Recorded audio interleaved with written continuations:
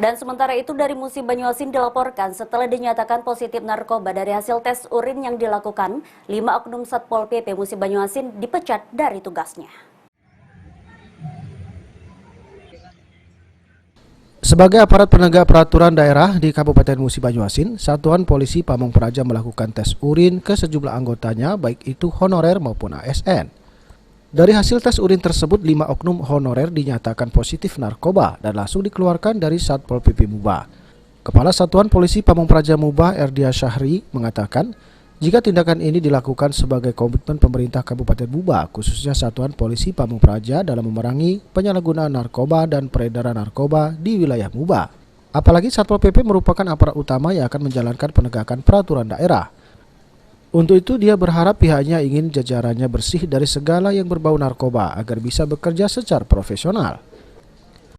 Yang pertama, karena di Satpol PP ini ada salah satu bidang penegakan peraturan.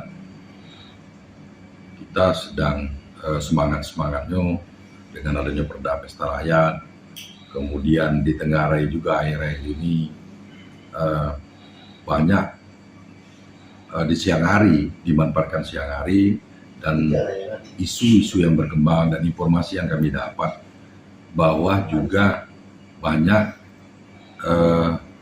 terjadi penyimpangan-penyimpangan. Oleh karena itu, karena kami kaitkan lagi dengan penegakan peraturan, kami berpikir bahwa anggota kami ini harus bersih dulu dari itu, baru bisa menegakkan aturan. Oleh karena itu, dilakukan tes urin dulu.